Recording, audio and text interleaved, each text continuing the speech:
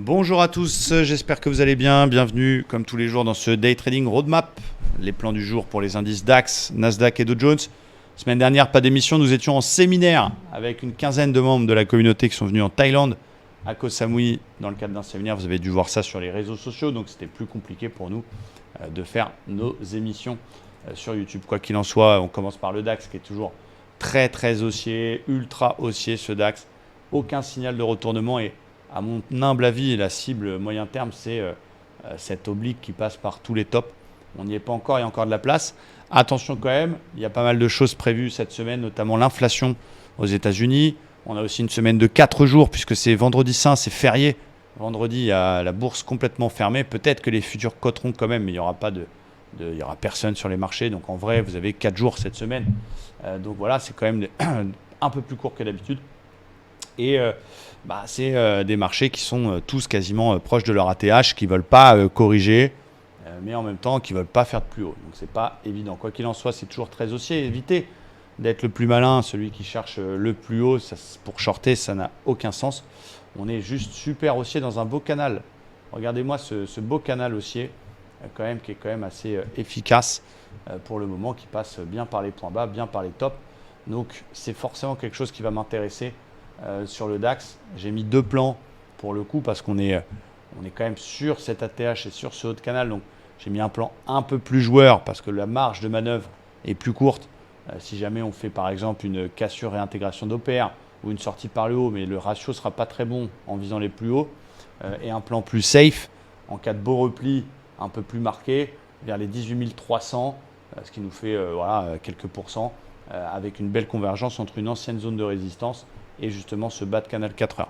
Donc voilà, je ne vais pas être trop agressif à travailler l'OPR moi ce matin sur le DAX parce que la marge de manœuvre jusqu'aux ATH est trop courte et j'attendrai une belle conso, pourquoi pas surveiller cette zone des 18 300 points. Côté Dow Jones, alors je vais juste remettre mon petit indicateur LST. Je ne sais pas pourquoi il était parti, mais c'est pas très grave.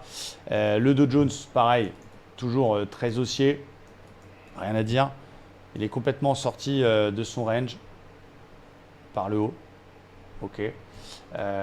Attention quand même à l'avalement de vendredi. Il y a rarement des avalements aussi purs. Donc là, il est beau parce qu'on ouvre au-dessus, on ferme en dessous la bougie précédente encore. Donc très bel avalement qui demande à être confirmé. Bon, c'est un peu trop faible pour moi pour se mettre à shorter pour le moment. Je préfère suivre la tendance. La tendance est toujours haussière. Et du coup, je pense que je vais surveiller l'ancien haut de range dans la golden zone, comme je l'appelle. Donc je prends la dernière vague de hausse.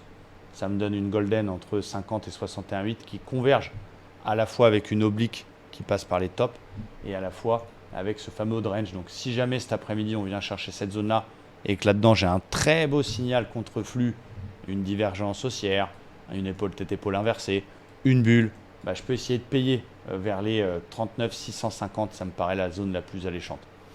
Après, s'il monte sans moi, eh bien, je pourrais essayer d'acheter s'il passe en flux haussier l'OPR ou le 61,8 cassé pour aller chercher les 100%.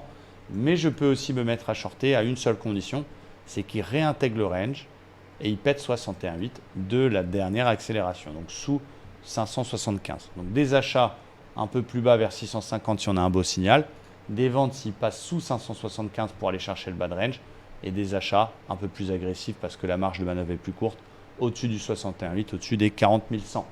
Du côté du Nasdaq, on a un plan pareil, un peu identique. Alors lui, il a toujours été bloqué par son haut de range, donc il est toujours dedans, entre 18 090 et 18 630. Là, c'est ce très beau range qu'on voit très bien en 4 heures. Ça reste évidemment quelque chose qui est ultra en tendance haussière, majeure.